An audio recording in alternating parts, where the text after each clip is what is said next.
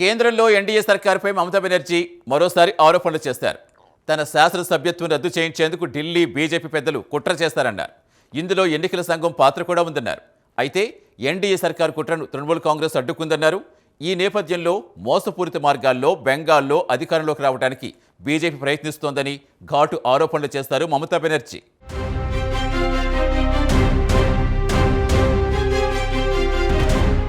బెంగాల్ రాజకీయాలు వేడెక్కాయి. ఏప్రిల్ 23న అలాగే 29న 2 దశల్లో ఇక్కడ ఎన్నికలు జరగబోతున్నాయి. కాగా పోలింగ్కు పట్టుమని 10 రోజుల గడువు కూడా లేదు.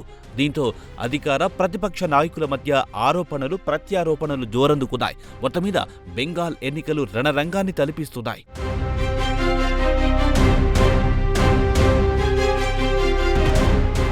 కాగా కేంద్రంలోని ఎన్డీఏ సర్కార్పై ముఖ్యమంత్రి మమతా బెనర్జీ మరోసారి ఆరోపణలు చేశారు. ఈసారి అనేక సంచలన ఆరోపణలు చేశారు ఆమె. కిందటిసారి ఎన్నికల్లో భవానీపూర్ నియోజకవర్గం నుంచి మమతా బెనర్జీ గెలిచిన సంగతి తెలిసిందే. ఈ నేపథ్యంలో తన శాసన సభ్యత్వాన్ని రద్దు చేయడానికి ఢిల్లీ బీజేపీ పెద్దలు పెద్ద ఎత్తున కుట్ర చేశారన్నారు. ఈ కుట్రలను అమలు చేయడానికి అనేక సాకులు వెతికారని ఆమె వెల్లడించారు. అంతేకాదు ఈ విషయంలో కేంద్రంలోని ఎన్డీఏ సర్కార్కు ఎన్నికల సంఘం కూడా సాయం చేసిందన్నారు. తమది ఒక రాజ్యాంగబద్ధమైన సంస్థ అనే సంగతి మరిచిపోయి ఢిల్లీ బీజేపీ పెద్దలకు సాయం చేయడానికి ఎన్నికల సంఘం తయారయ్యిందని ఆమె ఘాటు ఆరోపణలు చేశారు.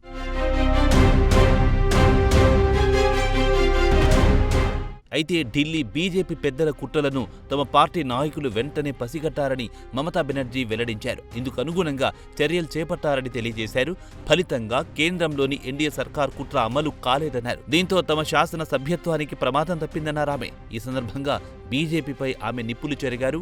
భవానీపూర్లో తనపై పోటీ చేసి గెలిచే ధైర్యం కమలం పార్టీ నాయకులకు లేదన్నారు ఆమె. దీంతో మోసపూరిత విధానాల ద్వారా రాజకీయంగా తనను దెబ్బతీయడానికి బీజేపీ అగ్ర నాయకులు కుట్ర చేశారని ఆమె ఆరోపించారు.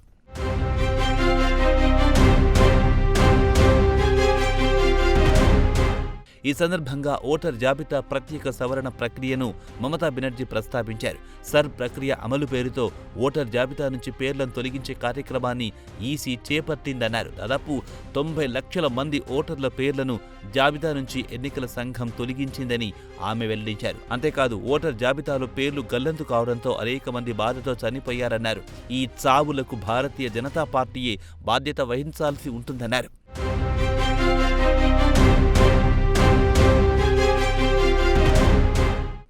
అంతేకాదు ఎన్నికల తర్వాత అనేక అక్రమాలు జరిగే అవకాశాలు కూడా ఉన్నాయని మమతా బెనర్జీ హెచ్చరించారు. ఎన్నికల ఫలితాలను గోల్మాల్ చేసే ప్రమాదం ఉందని ఆమె ఆరోపించారు. ఇందుకు ఈవీఎంలను కూడా దుర్వినియోగం చేయడానికి భారతీయ జనతా పార్టీ వెనకాడబోదని మమతా బెనర్జీ ఆరోపించారు. అయితే ఈ కుట్రను టీఎంసీ నాయకులు అడ్డుకుంటారని ఆమె ధీమా వ్యక్తం చేశారు.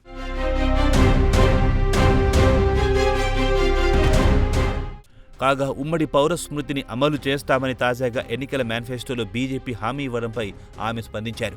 భిన్నత్వంలో ఏకత్వానికి పశ్చిమ బెంగాల్ కట్టుబడి ఉందన్నారు. మత విశ్వాసాలు ఆచారాల వ్యవహారాల్లో తృణమూల్ కాంగ్రెస్ ఎప్పటికీ జోక్యం చేసుకోబోదన్నారు. కాగా మైనార్టీల మతపరమైన హక్కులను హరించివేయడానికి ఉమ్మడి పౌర స్మృతిని బీజేపీ అమలు చేస్తామంటోందని ఆమె మండిపడ్డారు. అయితే బెంగాల్ ఎన్నికల్లో ఉమ్మడి పౌర స్మృతిని అమలు కానివ్వబోమన్నారు.